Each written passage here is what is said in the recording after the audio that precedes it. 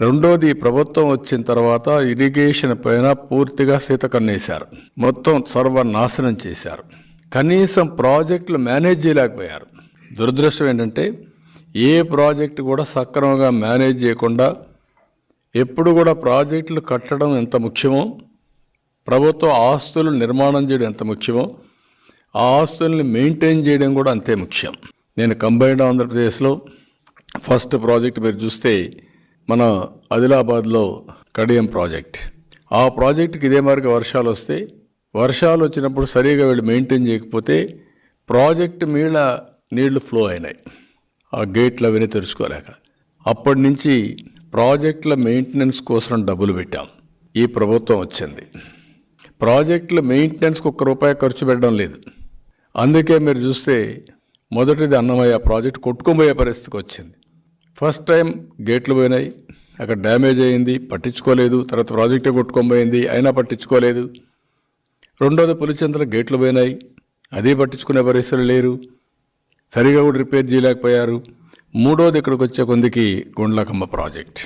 పోయినసారి గేట్లు పోయినాయి, నేను చూసి వచ్చాను.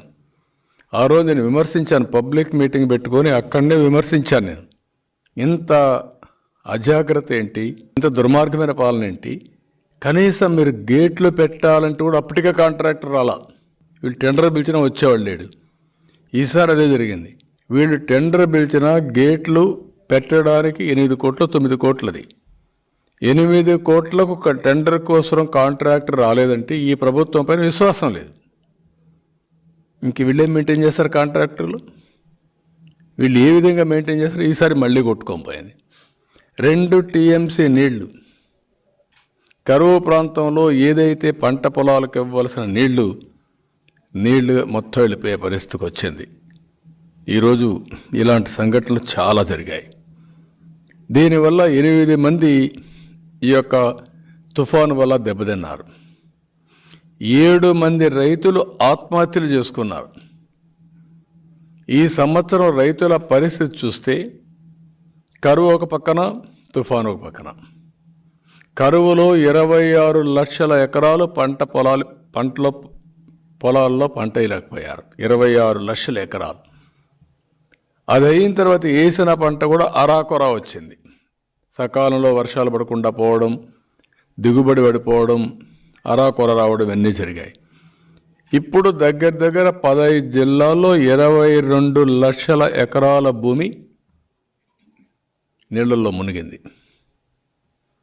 ఇక్కడ ఇంకొక పెద్ద దారుణమైన పని చేశారు.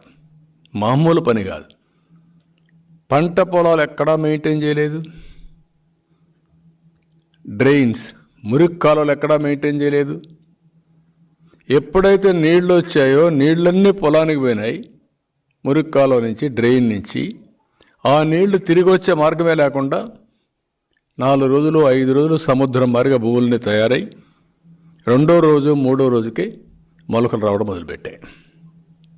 ఎప్పుడైతే ఆ డ్రైన్స్ కానీ సరిగా కానీ మెయింటైన్ చేసుంటే, నీళ్ళు వచ్చినా మళ్ళీ ఆ నీళ్ళు వెళ్ళిపోయి ఉంటే కొంత డ్యామేజ్తో పోయింది. ఇక్కడ మీరు చూస్తున్నారు ఆ ఫోటో, ఇదే సీన్, ఇది తక్కువ సీన్. ఆ మాత్రం పంటన కలపడింది. ఇక్కడ ఎక్కడ కూడా మామూలుగా అయితే ఒక కార్పెట్ మారిగా తయారైంది. ఆ కార్పెట్ పైన కూడా మీరు చూస్తే ఎంత దూరం చూస్తే అంత దూరం నీళ్లు ఉన్నాయి. ఒక సముద్రం మారిగా. సముద్రానికి భూములకి వ్యత్యాసం తెలియని పరిస్థితి తీసుకొచ్చేసారు.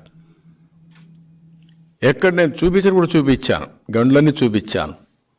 ఒక్క ముఖ్యమంత్రి కానీ మంత్రులు కానీ ఒక్క మాట మాట్లాడడం లేదు.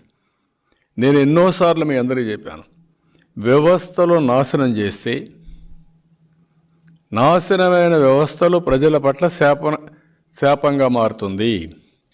అదే మారింది. ఈరోజు ఏదైతే డ్రైనేజ్ వ్యవస్థను పట్టించుకోకుండా, ఇరిగేషన్ వ్యవస్థను పట్టించుకోకుండా, సకాలానికి వీళ్ళకి రైతులకు సరైన సూచనలు ఇవ్వకుండా, ఇష్టానుసారంగా చేసి కడాన రైతుల్ని మొత్తం ముంచేశాడు. ఇది ప్రభుత్వ వైఫల్యం, ముఖ్యమంత్రి వైఫల్యం.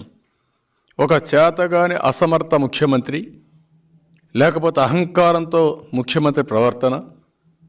రాష్ట్రంలో రైతులంతా కూడా కొన్ని లక్షల కుటుంబాలు ఈరోజు అప్పుల పాలైపోయి సర్వనాశనం అయిపోయారు.